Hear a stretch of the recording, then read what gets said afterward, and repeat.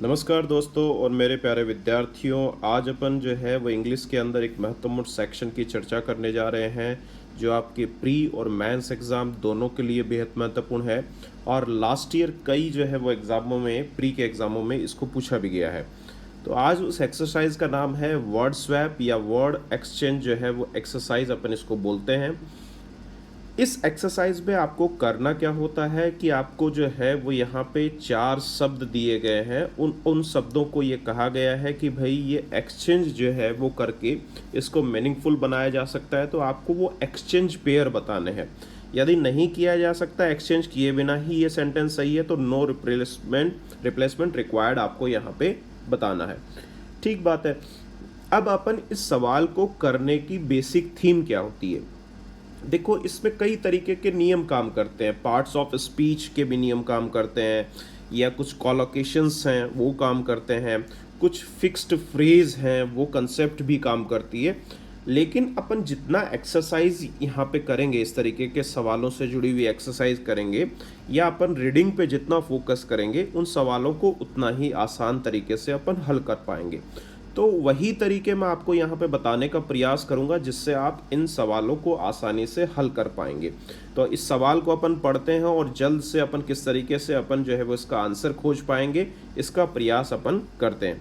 देखो, पहला जो क्वेश्चन है यहाँ पे वो क्या बोल रहा है, the salient seal of these mask are. अब देखो, आर यहाँ पे जब प्लूरल होगा नाउन तभी इस्तेमाल किया जाएगा। अब सील तो यहाँ पे प्लूरल है नहीं, तो अपन इसको यहाँ पे किसका इस्तेमाल कर सकते हैं, देखो फीचर्स का इस्तेमाल कर सकते हैं। इसका मतलब, कहने का मतलब क्या है कि ए की जगह अपन किसको ला सकते हैं, सी को ला सकते हैं। दूसरी चीज यहाँ पे देखो, स्वैप वर्ड और एक्सचेंज वर्ड का मतलब क्या है कि जब आप ए की जगह जो है वो सी को ला रहे हैं, इसका मतलब सी भी किसके स्थान पे जाएगा, ए के स्थान पे जाएगा। इसी को अपन एक्सचेंज बोलते हैं और स्वैप प्रक्रिया बोल सकते हैं। ऐसा नहीं है कि आप जो है वो ए की जगह सी ले आए और फिर सी की जगह डी ले आए। ऐसा सिस्टम इस सवाल के अंदर नहीं रहेगा, ये आपको ध्यान रखना है, बेसिक चीज।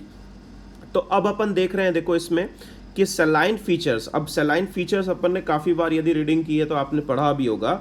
सेलाइन फीचर्स बोलते हैं विशिष्ट जो गुण होते हैं। तो इन मास्क के जो विशिष्ट गुण हैं वो क्या हैं कि that the provide a complete seal, कि वो एक कंप्लीट सील उपलब्ध कराते हैं, यानी टाइट हो जाते हैं वो नाक और मुंह के चारों ओर, अराउंड किसके, नोज और माउथ के, विद ए गैस्केट। गैस्केट का मतलब होता है यहाँ पे जो फिटिंग होती है, जो उसकी अच्छे से फिटिंग होती है, गैस्केट फिटिंग अपन उसी को बोलते हैं कि भाई एकदम पूरा कवर हो जाता है और वो प्रोवाइड करवाता है, कोई भी लीकेज उसके अंदर से नहीं होता। तो ये स्थिति वो उपलब्ध कराता है। तो अब इसमें बाकी अपन को जो है वो एक्सचेंज करने की आवश्यकता नहीं है। यदि आप ए और सी को आपस में एक्सचेंज कर देते हैं तो यहाँ पे निश्चित तौर पर आपका सवाल ये जो है वो मीनिंगफुल हो जाएगा, यानी ये सेंटेंस मीनिंगफुल हो जाएगा। तो इसको अपन कह सकते हैं कि भाई सी और ए आपस में एक्सचेंज हो जाएंगे, तो अपना ऑप्शन नंबर सी यहाँ पे आंसर में आ जाएगा। तो आगे भी अपन जो है आज टोटल 20 एक्सरसाइज करेंगे। सेकंड एक्सरसाइज भी इसी तरीके की कंसेप्ट पे आधारित रहेगी। मैं आपको समझाता जाऊंगा किस तरीके से ये चीजें अपन को करनी है। तो अब अपन अगले क्वेश्चन पे चलते हैं। यहाँ पे क्वेश्चन नंबर सेकंड को देखते हैं। The availability of ensured like lodging, food, study material, becoming doubt clearing classes। अब देखो, यहाँ पे आपको पढ़ते पढ़ते ये अजीब सा नज़र आएगा, क्योंकि आप बात कर रहे हैं लॉजिंग की, फूड की, स्टडी मटेरियल की, डाउट क्लासेस की। तो ये सारी चीज़ें जब आप बात कर रहे हैं तो ये बी आपको निश्चित तौर पर अजीब नज़र आएगा, जिसको आपको चेंज करना पड़ सकता है। And special teachers were resources. अब देखो, स्पेशल टीचर्स जो हैं वो यहाँ पे संसाधन के तौर पर हैं। ये कुछ यहाँ पे जो है वो जम नहीं रहा है। ये भी to help the students prepare to realise their dreams of coaching a doctor. तो यहाँ पे कोचिंग ए डॉक्टर का जब सपना नहीं है, यहाँ पे डॉक्टर बनने का सपना है। तो डॉक्टर बनने का सपना है या होने का सपना है, तो आप देखो बी को क्या डी से चेंज कर सकते हैं, अपन कर सकते हैं। तो आप जब यहाँ पे बी वाले को किससे चेंज कर सकते हैं, डी से, और डी कहाँ पे आ जाएगा, बी पे आ जाएगा। अब देखो यहाँ पे पहला तो पेयर ये हो गया कि अपन को बी को डी से चेंज करना है यहाँ पे।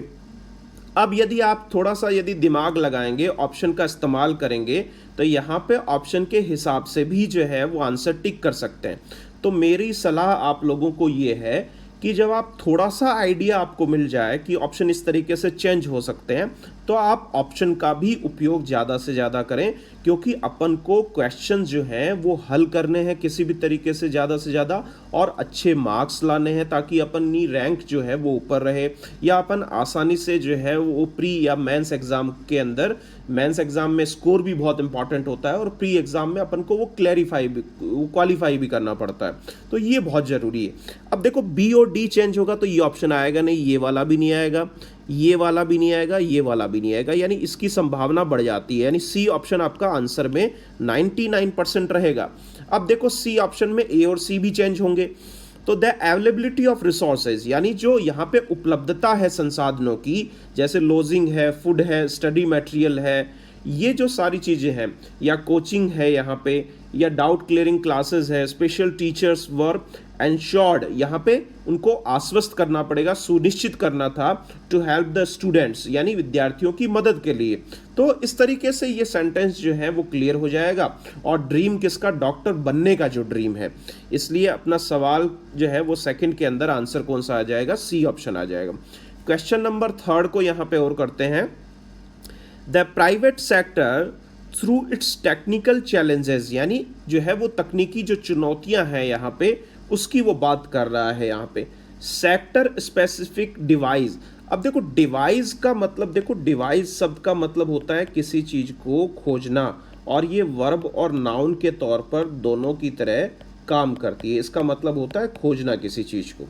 तो सेक्टर स्पेसिफिक डिवाइस का कोई अर्थ यहाँ पे नजर नहीं आ रहा। And ability to design unique cutting edge innovation can knowledge, अब देखो यहाँ पे बहुत इजी है इस क्वेश्चन को करना, क्योंकि देखो नॉलेज जो शब्द होता है, वो नॉलेज शब्द है वो सिर्फ नाउन की तरह काम करता है। अब कैन के बाद में नाउन आना जो है वो कुछ जमता नहीं है यहाँ पे। और ये वाली जो स्थिति है डिवाइस वाली, ये नाउन भी है और वर्ब भी है। तो अपन क्या इसको डिवाइस को यहाँ पे ला सकते हैं क्या? क्योंकि देखो चैलेंजेस तो खुद जो है वो यहाँ पे क्या नहीं है, वर्ब नहीं है। तो अब इसको अपन थोड़ा सा यहाँ पे चेंज करने का प्रयास करेंगे।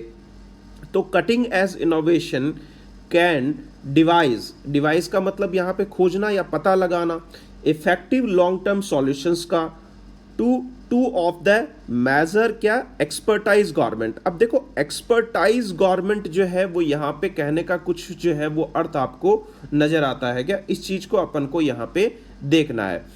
तो आप खुद इस चीज का अनुमान लगाइए कि जब एक्सपर्टाइज गवर्नमेंट फेस्ड, अब देखो यहां से आगे आपको पता चल जाएगा फेस किसको किया जाता है। फेस हमेशा जो है वो किसी ना किसी चुनौती को ही करेंगे। यदि आप सेंटेंस के हिसाब से चलेंगे तो किसी न किसी चुनौती को ही फेस किया जाएगा। जब चुनौती को फेस किया जाएगा तो अपन ये अंदाजा लगा सकते हैं कि ए वाला जो है वो कहाँ पे आ सकता है?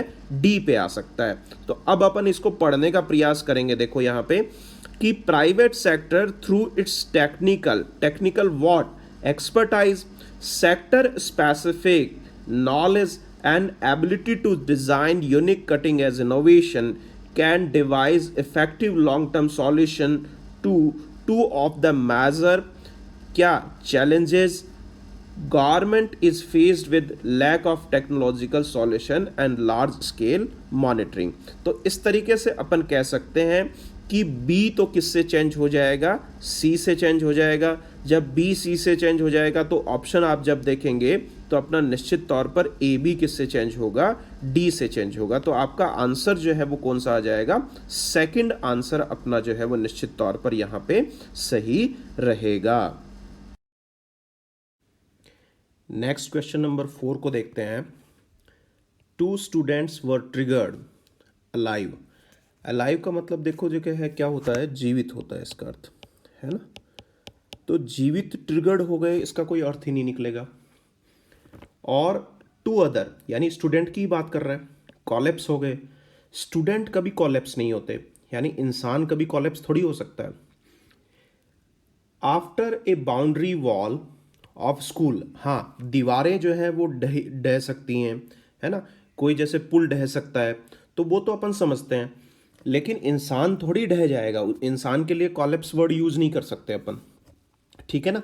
यानी ये ट्रिगर्ड भी चेंज होगा और कॉलेप्स भी चेंज होगा, ये अपन को पता चल गया। तो फर्स्ट ऑप्शन भी नहीं आएगा और जो है वो डी ऑप्शन भी नहीं आएगा, रिप्लेसमेंट वाला भी नहीं रहेगा। अब देखो यहाँ पे कि कॉलेप्स क्या हो सकती है। दीवार कॉलेप्स हुई है, तो दीवार कॉलेप्स हुई है इसका मतलब जो है अपन 3 को और 2 को चेंज कर सकते हैं। यानी 3 जो है वो 2 से चेंज हो सकता है और 2 3 से चेंज हो सकता है, क्योंकि दीवार ही तो कॉलेप्स हो सकती है। और दूसरे जो बच्चे हैं या जो अन्य स्टूडेंट हैं वो इंजर्ड हो गए, तो ये अपने को पता है कि भाई 3 और 2 चेंज हो गए, तो इसका मतलब मेजॉरिटी जो है वो सी ऑप्शन की रह जाएगी। तो 1 और 4 को भी चेंज करके अपन देख लेते हैं। तो 2 students were buried alive. Buried का मतलब यहाँ पे जो है दफनाना, है ना, जीवित दफनाना, यानी जो है वो दफन हो गए, वो जीवित जो है दब गए उसके अंदर। और जो 2 अन्य जो है वो यहाँ पे क्या हो गए, इंजर्ड हो गए। जब वो स्कूल की बाउंड्री वॉल जो है वहाँ पे ढही, तो वो भी जो है वो यहाँ पे इंजर्ड हो गए। अब इसके बाद में यहाँ पे जो आगे की स्थिति है, यहाँ पे कब, जब वो दीवार क्या हो गई, कॉलेप्स हो गई, तो 3 की जगह क्या आ जाएगा, कॉलेप्स वाली स्थिति आ जाएगी। कहाँ पे, अरुणाचल प्रदेश तवांग डिस्ट्रिक्ट के अंदर, ड्यू टू लैंडस्लाइड। और लैंडस्लाइड जो है वो यहाँ पे क्या हुई, ट्रिगर्ड हुई, है ना। और किसकी वजह से वो ट्रिगर हुई, क्योंकि किसकी वजह से वो जो है वहां पे प्रेरित हुई, बाय इंसेसेंट डाउनपॉर। इंसेसेंट का मतलब देखो जो है वो यहाँ पे क्या होता है, इंसेसेंट को बोलते हैं निरंतर यानी लगातार, ठीक है। और डाउनपॉर का मतलब होता है बारिश होना, है ना, वर्षा होना, बहुत ज़्यादा मूसलाधार वर्षा होना, तब अपन इस शब्द का यूज़ यहाँ पे करते हैं। तो बहुत ही ईजी है, इन सवालों को जब आप थोड़ा सा फोकस करेंगे, बहुत ईजी है ये सवाल। एग्जाम में ये मान लो फ्री के नंबर हैं ये 5 नंबर। अगले सवाल को देखते हैं। YouTube users will soon have a devoted playlist dedicated specifically to educational topics. अब देखो एजुकेशनल टॉपिक्स, तो यहाँ पे एजुकेशनल टॉपिक्स ये तो सही है, इसको तो कोई चेंज करने को जो है वो यहाँ पे जरूरत ही नहीं है। शैक्षणिक जो पहलू हैं, शिक्षा से जुड़े हुए जो पहलू हैं, तो इसको चेंज करने की कोई आवश्यकता नहीं है। Without the auto play features. अब फीचर्स भी जो है, ऑटो प्ले जो है वो अपने यूट्यूब के अंदर ऑटो प्ले फीचर्स होते हैं, है ना, फेसबुक के अंदर ऑटो प्ले फीचर्स होते हैं, तो ये ऑटो प्ले फीचर्स को भी चेंज करने की जरूरत नहीं, ये भी सेट है, यहाँ पे कोई दिक्कत नहीं है। लेकिन यहाँ पे अपन देख रहे हैं कि YouTube users will soon have a, अब ये प्लेलिस्ट कैसी, जो इन शैक्षणिक पहलुओं से संबंधित है। यानी एक प्लेलिस्ट कौन सी, जो डेडिकेटेड है, यहाँ पे डेडिकेटेड प्लेलिस्ट आएगा, है ना। और डिवोटेड यहाँ पे जो है वर्ब के तौर पर काम करेगी, क्योंकि ये डिवोटेड के साथ टू भी लगा हुआ है, तो टू प्रेपोजिशन को भी यहाँ पे ये क्वालिफाई करेगी, डिवोटेड। और ये जो है वो प्लेलिस्ट जो है, ये प्लेलिस्ट देखो, मैं यहाँ पे आपको एक चीज और समझा देता हूँ यहाँ पे, कि ये जो प्लेलिस्ट है ये नाउन का काम कर रही है। और प्लेलिस्ट कैसी, तो ये डेडिकेटेड जो शब्द आपका यहाँ पे आया है वो आपका काम कर रहा है एडजेक्टिव का, ठीक बात। तो यहाँ पे प्लेलिस्ट की विशेषता कौन बताएगा, डेडिकेटेड बताएगा। और ये प्लेलिस्ट जो है यहाँ पे ये डिवोटेड है। अब यहाँ पे ये वर्ब की स्ट्रक्चर रहेगी, और ये डिवोटेड किसके लिए है, वो यहाँ पे टू लगा के इस चीज को आगे अपन जस्टिफाई करेंगे। तो बहुत इजी सवाल है, इसीलिए आंसर जो है वो यहाँ पे क्या आएगा, फर्स्ट एंड सेकंड, यानी 1 और 2 आपस में रिप्लेस यहाँ पे किए जाएंगे। तो बहुत अच्छा जो है वो सवालों का कलेक्शन है, थोड़ा सा आप ध्यान देंगे तो ये कंसेप्ट अपन को हर क्वेश्चंस के अंदर धीरे धीरे अपनानी है। क्वेश्चन नंबर 6 पे चलते हैं अब अपन। The university has already admission students for overall 80% of its over seats here 50,989 students have got enrolled against the available 62,000 seats till July 20। देखो यहाँ पे मैं आपको एक चीज़ बता देता हूँ। देखो ये स्टूडेंट्स जो है ये नाउन है और एडमिशन भी नाउन है। यदि आप इसको लिखना चाहते हैं तो इस तरीके से तो लिख सकते हैं, जैसे स्टूडेंट्स एडमिशन की बात तो कर सकते हैं, है ना। या प्लूरल लगा रहे हैं तो आगे एपोस्ट्रोफी लगा देंगे, है ना। यदि सिंगुलर की बात कर रहे हैं तो एपोस्ट्रोफी लगा के एडमिशन की बात अपन इस तरीके से लिखेंगे। लेकिन ये स्ट्रक्चर यहाँ पे चेंज है और अपन को यही पोजीशन यहाँ पे चेंज करनी है। तो अब आप देख रहे होंगे कि स्टूडेंट जो यहाँ पे है, स्टूडेंट जो है वो नाउन है और इसकी विशेषता बताने के लिए अपन को एडजेक्टिव यहाँ पे लाना पड़ेगा। तो स्टूडेंट कैसे, जो एनरोल्ड हुए हैं यहाँ पे, ठीक है ना। तो इसका मतलब 1 और 4 आपस में चेंज होंगे 100%, ठीक है। 1 और 4 चेंज होंगे तो ये ऑप्शन खत्म, ये ऑप्शन खत्म, ये ऑप्शन खत्म, ये हो सकता है, ये हो सकता है, ठीक है। अब अपन देखेंगे कि ऑप्शन नंबर डी सही है या ई सही है, ये अपन को पता करना है, ये अपन को ध्यान रखना है यहाँ पे कि कौन सा ऑप्शन आएगा। तो university has already enrolled students for overall 80% या इससे ज़्यादा। ओवरऑल देखो यहाँ पे मैं आपको बता दूं कि ओवरऑल जो है वो किसका काम कर रहा है, एडजेक्टिव का काम कर रहा है। अब यहाँ पे सीट जो है, जो सीट वर्ड यूज़ किया गया है वो यहाँ पे जो है वो क्या है, नाउन है और उसकी भी विशेषता कौन बताएगा, एडजेक्टिव बताएगा, इसलिए ओवरऑल भी सीट के साथ आएगा यहाँ पे, ठीक बात। इसलिए ये वाला 2 भी जो है वो चेंज होके इसके साथ 3 के साथ चेंज होगा, यानी 2 और 3 भी चेंज होंगे, 1 और 4 भी चेंज होंगे। तो आंसर आपका कौन सा रहेगा, 5th नंबर यहाँ पे रहेगा।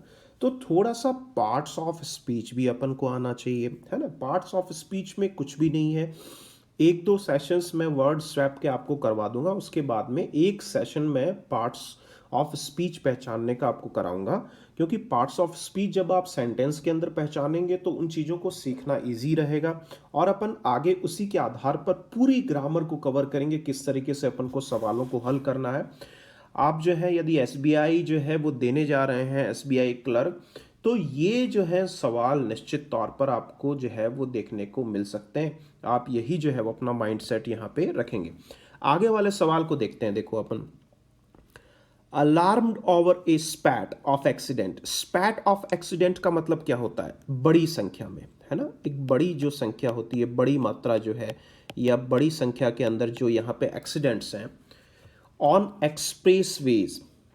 The Uttar Pradesh state roadways transport corporation UPSRTC is planning. अब देखो यहाँ पे मैं आपको बहुत अच्छी बात बताता हूँ, इज है तो आईएनजी है, यानी ये वाला चेंज नहीं होगा, 1 नंबर चेंज नहीं होगा, ये 2 ऑप्शन खत्म। 1 नंबर जो पोजीशन वर्ड की है वो चेंज नहीं होगी क्योंकि इसके बाद में आईएनजी है। और किसी भी ऑप्शन में जब आप स्ट्रक्चर को यहाँ पे लेने की कोशिश करेंगे, जैसे मान लो आपने डॉजिंग ऑफ ले लिया, तो डॉजिंग ऑफ यहाँ पे क्यों नहीं जाएगा, क्योंकि सिर्फ जो है डॉजिंग्स तो आप लेके नहीं जा सकते, है ना। क्योंकि डॉज के साथ जो है वो यहाँ पे ऑफ भी आना जरूरी है, क्योंकि डॉजिंग ऑफ का मतलब होता है यहाँ पे झपकी लेना, ठीक है। अब ऑफ अगले ने ब्लैक कर नहीं रखा तो आप डॉजिंग ऑफ को तो लेके नहीं जा सकते हैं यहाँ पे पूरे को। अब आपको डॉजिंग यदि चेंज करना है तो उसके हिसाब से अर्थ नहीं बैठेगा, तो इसलिए आपको ध्यान रखना है कि डॉजिंग यहाँ पे जाएगा नहीं, इसलिए प्लानिंग तो यहाँ पे रहेगा ही रहेगा, इसमें आपको कोई बदलाव यहाँ पे नहीं करना। अब स्पेशल डिवाइस को रोकने के लिए थोड़ी प्रयास करेगी वहाँ पे यूपीएसआरटी, बल्कि उसको वहाँ पे लागू करेगी, लगाएगी उसको स्पेशल डिवाइस को व्हीकल्स के अंदर, ताकि लॉन्ग डिस्टेंस के अंदर जो है जो ड्राइवर्स जो यहाँ पे ट्रक वगैरह चलाते हैं उनको नींद की झपकी नहीं आए, है ना, उसकी मॉनिटरिंग की जा सके वहाँ पे। इसीलिए आप प्रिवेंट शब्द का मतलब तो होता है रोकना, तो आप रोकेंगे थोड़ी डिवाइस को वहां पे क्या होगा, लगाया जाएगा। डिप्लॉय का मतलब होता है लगाना, ठीक है ना। तो डिवाइस को वहां पे लगाया जाएगा, ना कि उसको रोकने का काम किया जाएगा। इसलिए UPSRTC is planning to deploy यहां पे आएगा। तो डिप्लॉय यहां पे आएगा तो 2 और 3 आपस में क्या होंगे, चेंज होंगे। तो मेरे प्यारे विद्यार्थियों, जब 2 और 3 आपस में चेंज होंगे तो तो ऑप्शन यहाँ पे इसमें भी नहीं है, तो आपका ऑप्शन कौन सा रहेगा? सेकंड ऑप्शन आंसर में रहेगा। ये यहाँ पे आपको ध्यान रखना है। बहुत अच्छे से मैं सवालों को समझाने की कोशिश कर रहा हूँ। यदि मेरा तरीका आपको पसंद आ रहा है तो कमेंट बॉक्स में ज़रूर यस सर करके लिखें और थम्स अप करें, ताकि मैं जो है वो आपको और नए नए इनोवेटिव आइडियाज से सवालों को हल कराने का प्रयास करूँगा। नेक्स्ट क्वेश्चन नंबर 8 को देखते हैं अपन। It is not good for the image of the security wing. Wing का मतलब क्या होता है? विंग का मतलब होता है खंड या हिस्सा। That is already in the I of the storm. अब देखो ये जो आपको जो है जो सेंटेंस का हिस्सा दिखाई दे रहा है, in the I of storm, ये एक ईडियम स्ट्रक्चर है और इसका मतलब होता है मुश्किल में पड़ जाना। तो जब आप इन्वॉल्व होते हैं इन ए डिफ़िकल्ट सिचुएशन, है ना, जब आप डिफ़िकल्ट सिचुएशन के अंदर जो है वो इन्वॉल्व होते हैं, तब in the I of the storm upon use करते हैं। यानी अपन को ये पता चल गया कि भाई ये दो वाला किसी से भी चेंज नहीं होगा, क्योंकि ये फिक्स्ड फॉर्म है। In the I of the storm का मतलब होता है मुश्किल में पड़ जाना, तो इसको अपन चेंज नहीं कर सकते किसी भी कंडीशन में। तो इसको चेंज नहीं कर सकते, जब दो नंबर चेंज नहीं होगा तो ये दोनों ऑप्शन तो गए, खत्म हो गए। आगे देखते हैं अपन। देखो, फॉर द इंक्रीजिंगली। अब देखो यहां पे इंक्रीजिंगली जो है यहाँ पे वो किसका काम कर रहा है? एडवर्ब का काम कर रहा है, ठीक है। और हाई क्या है यहाँ पे? एडजेक्टिव है। पॉलिटिकल प्रोफाइल, अब देखो प्रोफाइल यहाँ पे नाउन है और पॉलिटिकल कैसा है? ये भी एडजेक्टिव का काम कर रहा है। Of its leadership and it's media establishment. अब देखो किस चीज की जो है वो यहाँ पे बढ़ती हुई स्थिति के बारे में बात कर रहा है।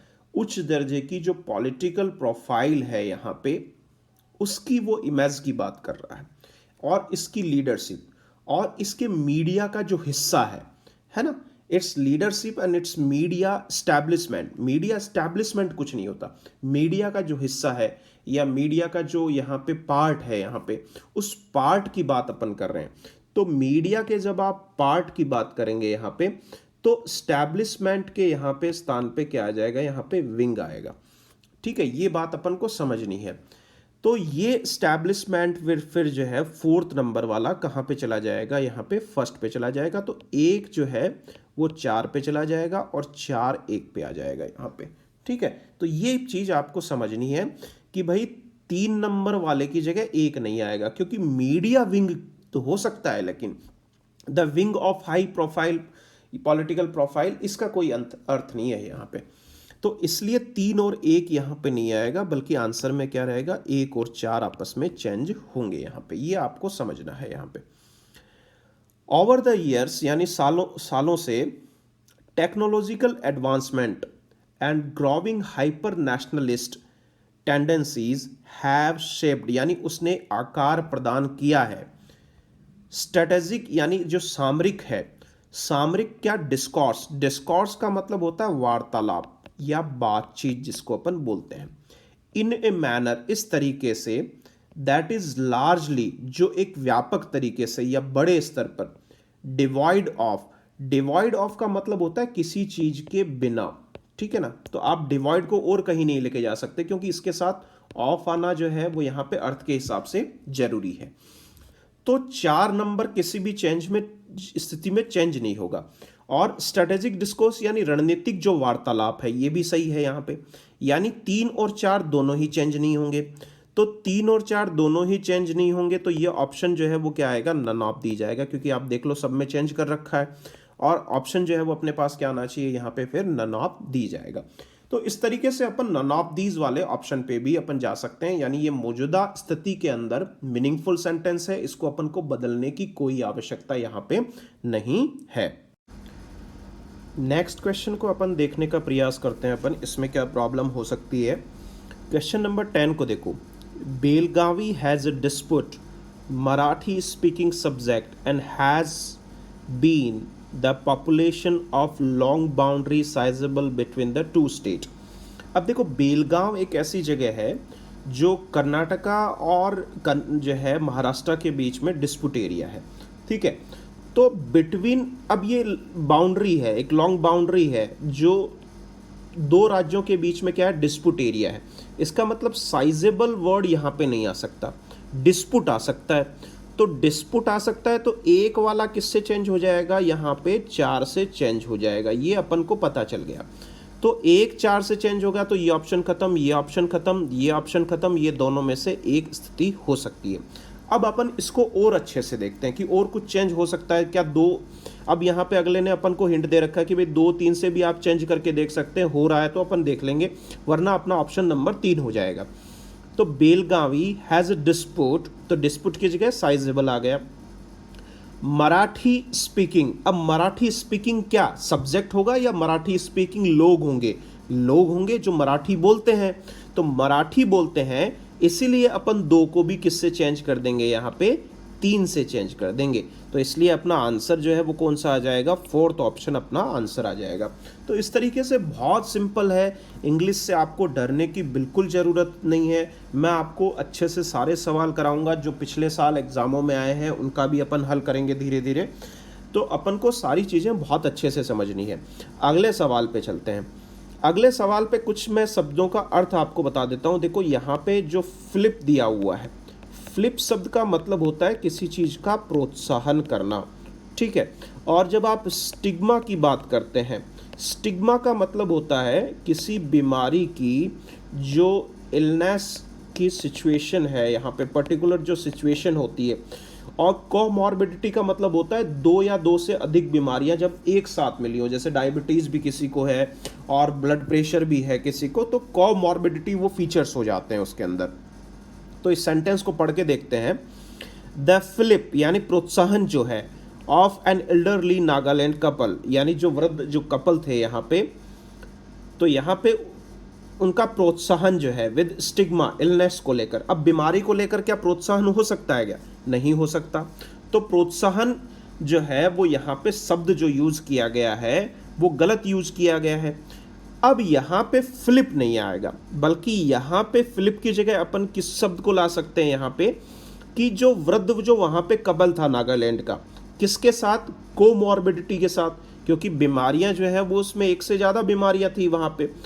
तो यहाँ पे जो है वो 2 को किससे चेंज कर सकते हैं अपन, यहाँ पे 4 से चेंज कर सकते हैं, ठीक है।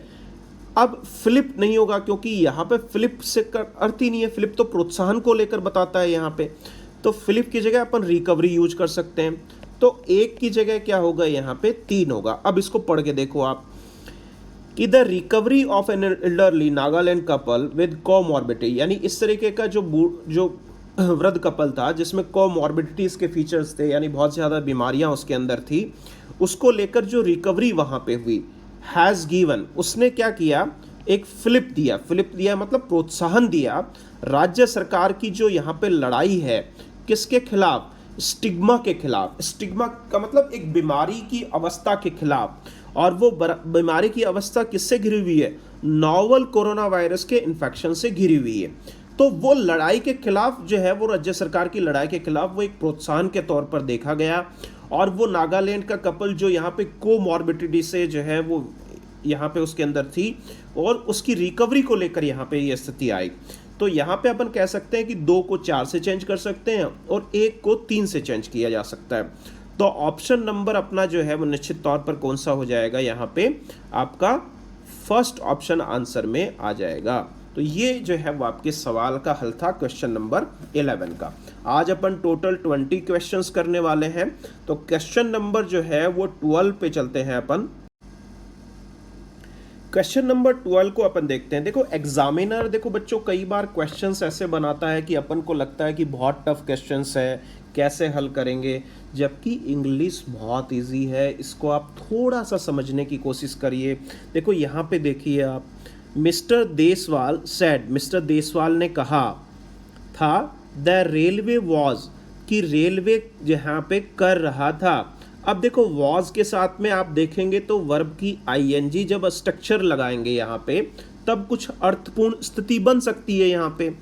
तो जब ऑप्शंस देख रहे हैं यहाँ पे, क्या रूट जो है वो कम्यूटर से चेंज होगा? नहीं होगा, आईएनजी स्ट्रक्चर नहीं है और वर्ब भी नहीं है, कॉरिडोर भी वर्ब नहीं है। मुलिंग हो सकता है यहाँ पे, क्योंकि जो है मुल का जो यहाँ पे वर्ब के तौर पर काम में आता है, उसका मतलब होता है यहाँ पे विचार करना या किसी चीज़ के ऊपर विचारना या उसके ऊपर गौर फरमाना यहाँ पे। तो देसवाल यहाँ पे क्या बोल रहे हैं कि रेलवे जो है वो यहाँ पे विचार कर रहा था यहाँ पे मेट्रो लाइक ट्रेन्स का on the corridor between Palwal and Sonipat for commuters. Commuters कौन से? जो यात्रा करते हैं एक जगह से दूसरी जगह, जो यात्रा करते हैं, travelling daily on the route, यानी इस रूट के ऊपर। दी रूट का मतलब इस रास्ते के ऊपर। इसलिए जो यहाँ पे मल शब्द दिया गया है, यहाँ पे मलिंग जो शब्द दिया गया है वो यहाँ पे गलत इस्तेमाल हुआ है, और इसको अपन ले जाके इसके जो है वो हेल्पिंग वर्ब वाले जोड़े के साथ इसको फिट करेंगे, तब जाके इसका अर्थ एकदम सही सटीक बैठेगा। इसीलिए ऑप्शन नंबर सी जो है वो यहाँ पे निश्चित तौर पर सही जवाब आपका रहने वाला है। आगे वाले सवाल पे देखते हैं। ही सैड, उसने कहा, the statue has been permission with the installed. अब देखो हैड बीन यहाँ पे इस्तेमाल किया गया है। हैड बीन के बाद में वर्ब की थर्ड फॉर्म आनी चाहिए कि नहीं आनी चाहिए? बताओ। आनी चाहिए। आनी चाहिए, तो ये इंस्टॉल्ड यहाँ पे आएगा कि यहाँ पे 2 नंबर वाले पे आएगा? 2 नंबर पे वाले पे आएगा। यानी 2 को किससे चेंज करेंगे? 3 से चेंज करेंगे, यानी 2 और 3 आपस में चेंज होंगे। 2 और 3 आपस में चेंज होंगे, तो ये ऑप्शन नहीं आएगा, ये ऑप्शन नहीं आएगा। क्या 1 और 4 को भी चेंज करने की ज़रूरत है? देखते हैं अपन। He said the administration has been installed. तो एडमिनिस्ट्रेशन थोड़ी इंस्टॉल किया जाएगा, वो तो इंस्टॉल नहीं होगा ना। स्टैचू कोई मूर्ति है, उसी को इंस्टॉल किया जाएगा। तो यहाँ पे इसको चेंज करने की आवश्यकता नहीं है। तो अपना ऑप्शन नंबर जो है वो सेकंड आंसर में यहाँ पे सही होगा। तो ये आपको यहाँ पे समझना है। नेक्स्ट क्वेश्चन पे चलते हैं अपन। अब क्वेश्चन नंबर 14 को अपन देखते हैं। Although an even bigger disaster, हालांकि जो है वो एक बड़ी आपदा या बड़ी तबाही जो है, was स्नफ्ड by the absence of fire in the aircraft. अब फायर की अनुपस्थिति में वो बड़ा जो आपदा थी वो क्या हो गई? यहाँ पे टल गई। तो टलने के लिए जो है वो यहाँ पे अवॉर्ड आएगा, ये अपन को पता है। अवॉर्ड का मतलब टलना होता है। दूसरा अपन को कैसे पता चल सकता है कि यहाँ पे स्नफ आउट है? तो यहाँ पे देखो आउट दिया हुआ है, यानी ये स्नफ किसके साथ जाएगा?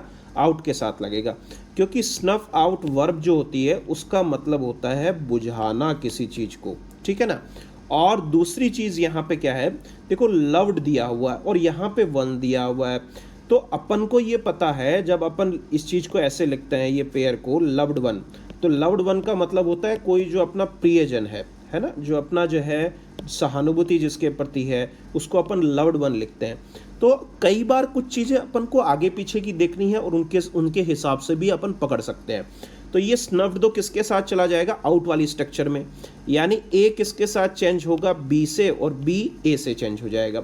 और ये लव्ड वाली स्थिति किसके साथ आएगी? वन के साथ आएगी, यानी सी जो है वो किससे चेंज होगा? ई से, और ई जो है वो सी से चेंज होगा। तो अपना answer both A and B and C और ई यहाँ पे आंसर में रहने वाला है, यानी डी ऑप्शन यहाँ पे आंसर में रहेगा। तो इस तरीके से भी अपन सवालों को जो है वो अच्छे से हल कर सकते हैं। आगे पीछे की स्थिति अपन को देखनी है, तो वो कैसे धीरे धीरे पता चलेगा? जब अपन रीडिंग करेंगे, एक्सरसाइज सॉल्व करेंगे अपन। आगे देखते हैं, देखो एमिड द सॉलेस, सॉलेस का मतलब होता है जो है वो किसी चीज़ का सांत्वना देना, है ना, या इसको अपन बोल सकते हैं दिलासा देना भी बोल सकते हैं। ऑफ कोविड-19 इंड्यूस्ड लॉकडाउन, यानी कोविड-19 से जो प्रेरित होकर जो लॉकडाउन है यहाँ पे, उसका जो सांत्वना है, तो उसका सांत्वना थोड़ी होगा यहाँ पे। देखिए आप, the considerable improvement in the city's air quality gave some challenges. तो यहाँ पे आप एक बात बताइए, जब किसी भी शहर की वायु की गुणवत्ता जो है वहाँ पे सुधरती है, तो वो चुनौतियाँ थोड़ी देती है, वो तो इंसान को सांत्वना देगी, दिलासा देगी कि हाँ अब शुद्ध हवा आ रही है अपने पास। इसलिए निश्चित तौर पर चैलेंजेस यहाँ से हटेगा और इसके स्थान पर क्या आ सकता है? सॉलेस आ सकता है। यानी कहने का मतलब ए के स्थान पे किसको लिखा जाएगा, सी को, और सी के स्थान पर ए को लिखा जाएगा। ये अपने थोड़ा समझ में आया है। आगे देखते हैं, इंड्यूस्ड चेंज होगा नहीं।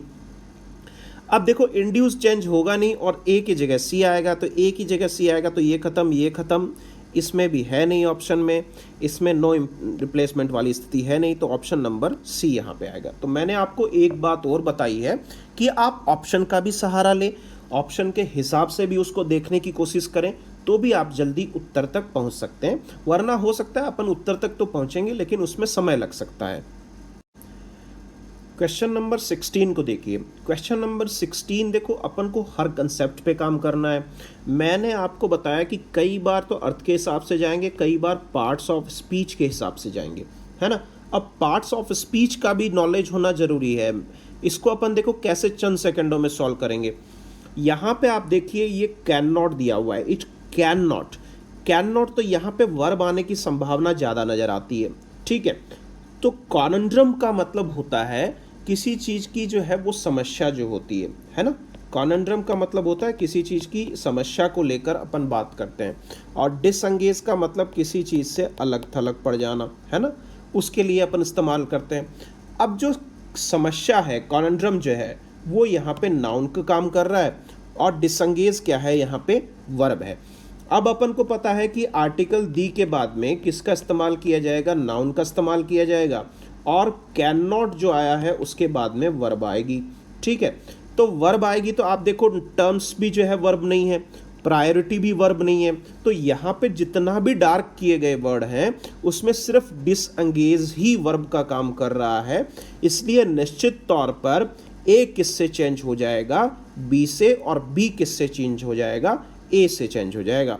जब ऑप्शन पे नज़र डालेंगे तो पहला खत्म, दूसरा खत्म, तीसरा खत्म, चौथा ऑप्शन अपना आंसर में यहाँ पे सही है। तो ये चीज़ अपन को यहाँ पे समझनी है। अगले सवाल पे चलते हैं। He said that the construction of the hospital demand in 2013। अब देखो 2013 के अंदर हॉस्पिटल के निर्माण की जो डिमांड है, तो यहाँ पे कुछ जो है वो अर्थ समझ में नहीं आएगा, आगे देखना। As there was no large hospital in Ambedkar Nagar, जैसा कि यहाँ पे अम्बेडकर नगर के अंदर कोई भी बड़ा हॉस्पिटल नहीं था।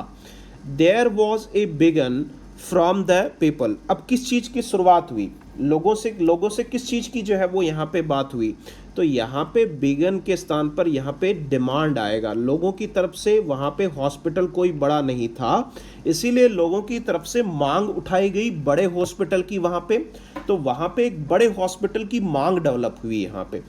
अब यहाँ पे अपन देखो बिगन को यहाँ पे जो है वो किस पे ले जाएंगे, बी पे, यानी बी और डी अर्थ के हिसाब से यहाँ पे चेंज होंगे। दूसरी आप जो है इसके हिसाब से भी देख सकते हैं, बिगन जो है यहाँ पे वर्ब की सेकंड फॉर्म है, ये 2013 की बात कर रहा है, तो उसके हिसाब से भी अपन यहाँ पे ध्यान रख सकते हैं। तो उसने कहा कि जो कंस्ट्रक्शन है यहाँ पे अस्पताल का, वो उसकी शुरुआत हुई बिगन इन 2013, जैसा कि जो है वहाँ पे अंबेडकर नगर में कोई भी बड़ा अस्पताल नहीं था और उसकी जो है वो लोगों से मांग वहाँ पे उठी, तो there was a demand from the people. तो यहाँ पे इस तरीके से अपन इस चीज़ को कर सकते हैं, इसीलिए बी के साथ जो है वो क्या आएगा, डी आएगा यहाँ पे। तो यानी बी और डी आपस में एक्सचेंज होंगे, तो आपका ऑप्शन नंबर बी यहाँ पे सही है। क्वेश्चन नंबर 18 को देखते हैं। देखो, Indian policy may be through out open and not in the national interest as it is allowing even Chinese owned companies full right to operate more countries without any local partner or shareholder। अब आप मेरे को एक बात बताइए, जब भारतीय जो है वो यहाँ पे, अब देखो यहाँ पे इज के साथ अलाउिंग यहाँ पे आया है, यानी बी वाला पोर्शन तो चेंज अपना नहीं होगा, तो ये वाला ऑप्शन भी नहीं आएगा, ये वाले ऑप्शन की भी संभावना कम हो गई। अब यदि संभावना है तो ए के साथ डी चेंज हो सकता है या ए के साथ सी चेंज हो सकता है, यदि अपन इसके अर्थ के हिसाब से जाते हैं तो अब अपन देखते हैं, यानी ए चेंज होना है। लगभग ये कहने का मतलब हो सकता है कि संभावना ये है कि ए चेंज हो सकता है या फिर नो इंटरचेंज पॉसिबल है यहाँ पे। इंडियन पॉलिसी में बी क्या यहाँ पे जो है विदाउट हो सकता है? विदाउट ओपन होगा तो फिर वो चाइनीज़ कंपनियों को इतनी स्वतंत्रता कैसे मिलेगी? स्वतंत्रता मिली हुई है तभी तो वो चाइनीज़ कंपनियाँ फुल राइट के साथ ऑपरेट कर रही है यहाँ पे। तो विदाउट वाली स्थिति तो अपन को किसी भी कंडीशन में ए वाले पोजीशन पे नहीं जा सकती है ना। तो ए वाले पोजीशन पे नहीं जा सकती है तो ए के साथ डी तो किसी भी कंडीशन में नहीं आएगा। अब ए के साथ सी आ सकता है क्या, वो चेक कर लेते हैं, नहीं तो ऑप्शन नंबर 5 अपना आंसर आएगा। इंडियन पॉलिसी में भी यहाँ पे सी अपन लेके जाएं मोर ओपन, यानी भारतीय नीति जो है वो ज़्यादा खुली है और वो राष्ट्र हित में ही नहीं है, नेशनल इंटरेस्ट में नहीं है। जैसा कि चाइनीज़ कंपनियों को यहाँ पे अनुमति जो है वो मिल रही है कि वो खुद की कंपनियों को फुल राइट के साथ यहाँ पे ऑपरेट कर सकती है, यहाँ पे पूरे भारतवर्ष में थ्रू आउट आवर कंट्री का मतलब कंप्लीट देश के अंदर, विदाउट एनी लोकल पार्टनर और शेयर होल्डर, जिसका मतलब निश्चित तौर पर अपना जो है वो जवाब यहाँ पे सही है। ए के साथ सी चेंज होगा तो ऑप्शन नंबर यहाँ पे 4th सही है। आगे वाले को देखते हैं। Seeds are the vital to our national security because any wrong policy decision could knell the death sound for millions of lives beside the seed economy. इस क्वेश्चन को करना थोड़ा सा ट्रिकी है, लेकिन ये चीज़ें भी अपन को सीखनी पड़ेंगी। देखो, एक शब्द फिक्स जो है वो यहाँ पे कॉलोकेशन की स्ट्रक्चर होती है। साउंड द, ये फ्रेज होता है जो अपन को यहाँ पे ध्यान रखना है। Sound the death nail, sound the death nail का मतलब होता है किसी भी जो है वो अनहोने की संभावना होना वहाँ पे, ठीक है ना। साउंड द डेथ नेल का मतलब किसी भी अनहोने की संभावना होना।